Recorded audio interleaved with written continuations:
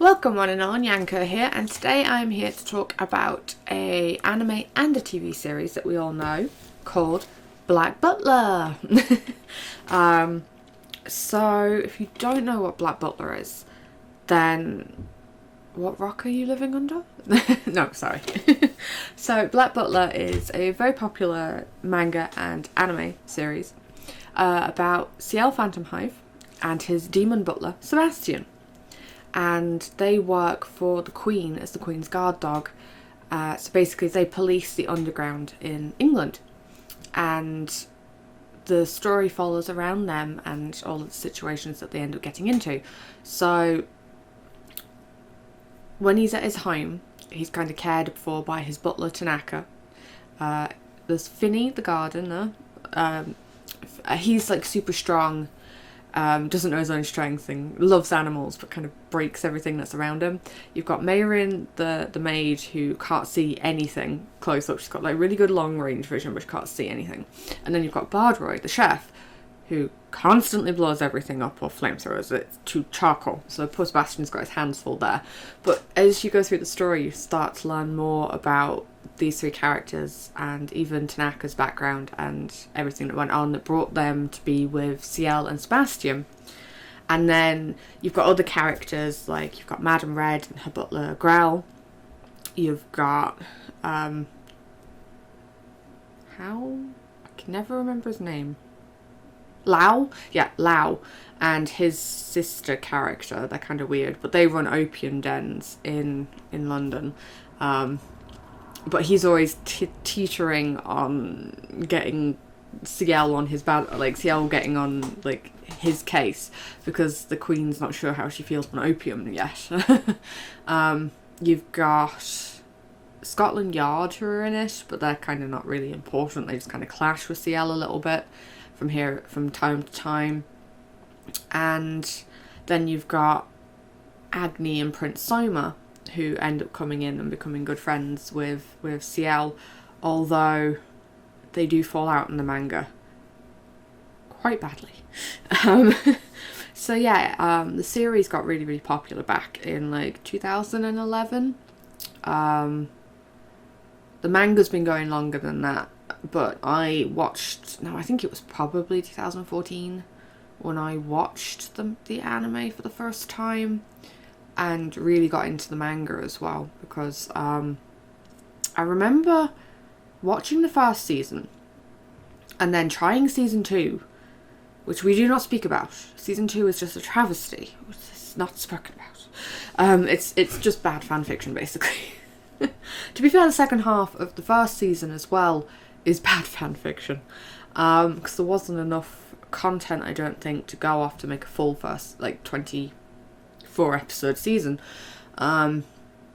So the only canon arcs in Black Butler, the first season, is the Jack the Ripper season, set of episodes, and then Prince Soma's episodes. And then after that, there's nothing canon again until season 3, which is Book of Circus, and then they started doing the canon stuff. So we've got Book of Circus.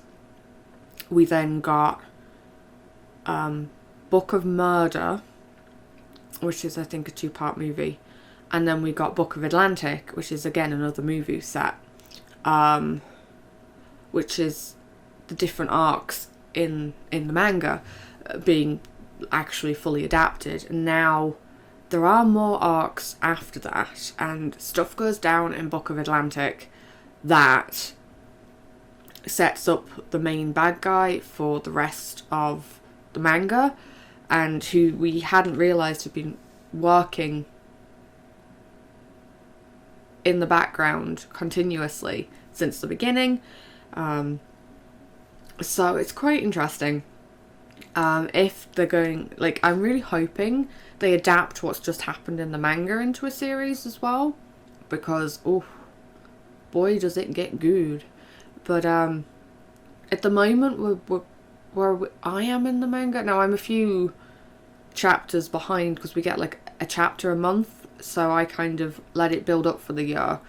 bulk read, let it build up for the rest of the year, bulk read again. So that's how I do it. So I'm a bit behind. I haven't done my bulk read yet, because I just want more content, because it's so good. Like, the manga is so good, and now the TV series is really good. But if you want to have any idea of what is going on, like I said, watch the first half of Black Butler, the first season, skip season 2, and then go straight to season 3, because then canonly you'll know what's going on.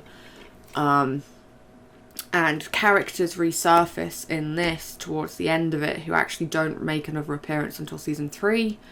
So then you'll have dialogue in season 3 that won't make sense if you've watched all of season 1. And everybody new that gets introduced in season 2 is never heard of again, because it's all filler. There is no canon at all. Oh, itchy. In season 2. It was so popular, and they wanted to ride the hype train and make more money, basically. So we don't speak of season 2. I know some people like season 2 as a standalone thing, and that's fine if you do. I watched it, wasn't overly fussed, because I was like, this just doesn't make sense. And then the events of the end of season 2, I was like, oh, okay. And then I went into season 3 going, hang on a second, what's going on here? Because I hadn't really read the manga at that point, to be fair, when Book of Circus came out. Because, like I said, I watched it back in 2014, watched season 2.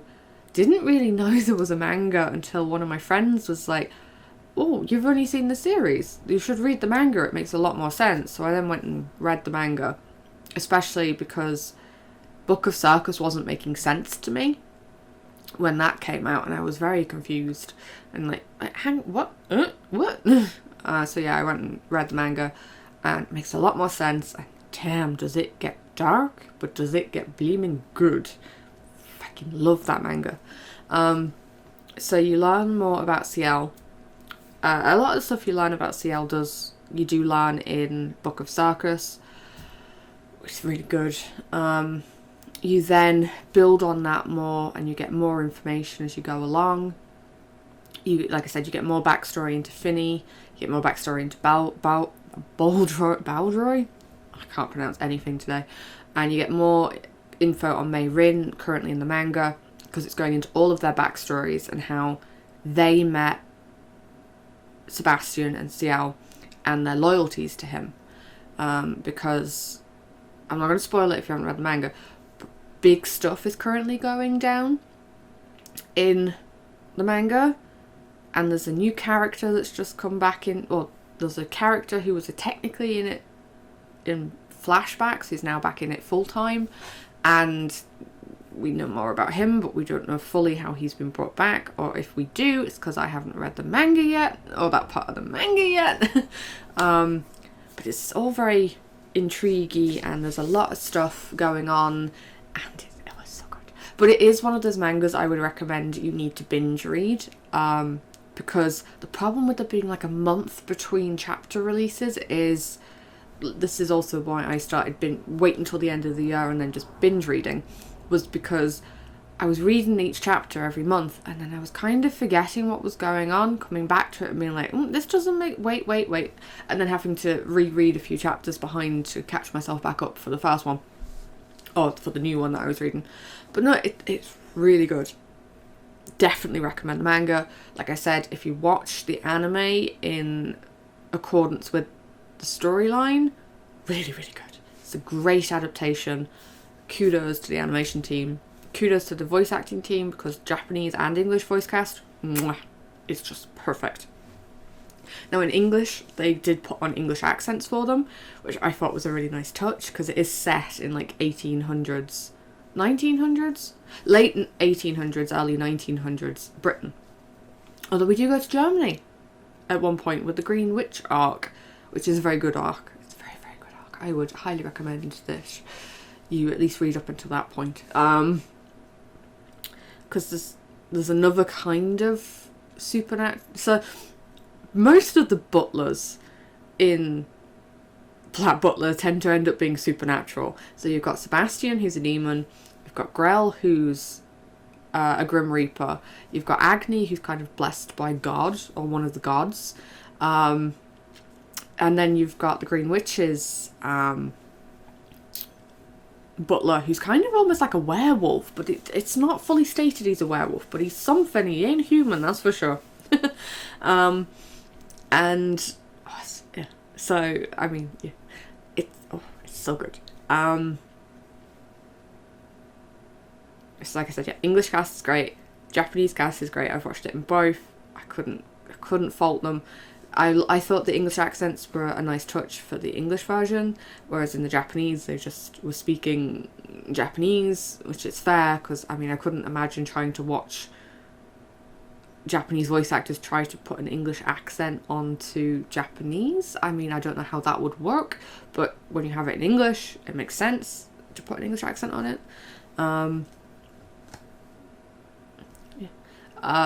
There is a character in it for everybody.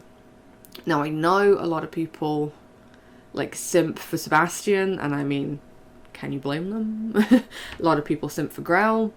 There's a lot of simping for Undertaker, actually, who is a really fun character. I didn't mention him before. I really like Undertaker. I happen to find Elizabeth really annoying. So Elizabeth is CL's betrothed, and they've been kind of betrothed since they were children, but they're also cousins, so that kind of is irritating to me. I don't like that part of it, but Lizzie is very devoted to CL, and CL is very devoted to Lizzie, to be fair. Now, I don't like her a lot. She's very whiny, very annoying, and then you learn more about her later on. So Book of Atlantic is mainly where Lizzie becomes more prominent. She gets some really good character development. I really, really like where she goes, and then I start to like her as a character. And then the Book of Eden? No. It's the arc where CL has to go to school, but then through that he ends up having to investigate this kind of like cult that's growing, and there's bloodletting, and they're doing like blood typing and stuff, and then she kind of goes a bit whiny and disappears off again in that, but there is a reason for that, and it leads into the big like reveal that happens later on, which I'm not going to spoil, because if you haven't read it, it's such a good reveal. It's just like, whoa, outer left side, you're like, where the hell did that come from? But no, definitely recommend that you give Black Butler a read. And definitely recommend that you watch it, like I said, in chronological order of arcs. It's really, really good. It's a good adaptation. Just ignore the filler and you'll be fine. Or if you want to watch the filler to see what it's about, remember that it's filler, so that when you come back to season 3, you're not thrown through a loop when people come back into it and you're like, wait, but they were in this part of season 2, or they were in this part of season 1, why are they saying we haven't seen you since this particular arc, you know? So just be warned there. It's a great show, it's really good, and I mean, I could listen to Sebastian say yes my lord every day, all day, for the rest of my life. So no, yeah, go watch it. If you've already seen it or you've already read it, tell me down below in the comment section who your favourite character is, what your favourite arc is, what your favourite reveal was, but keep it spoiler free. But yeah, other than that, my kittens, I will end it there. I'm going to give you all of my love like usual and remind you, no forgetting to eat, drink, and don't forget any meds if you're on them. And I will see you in the next one, lovelies. Bye!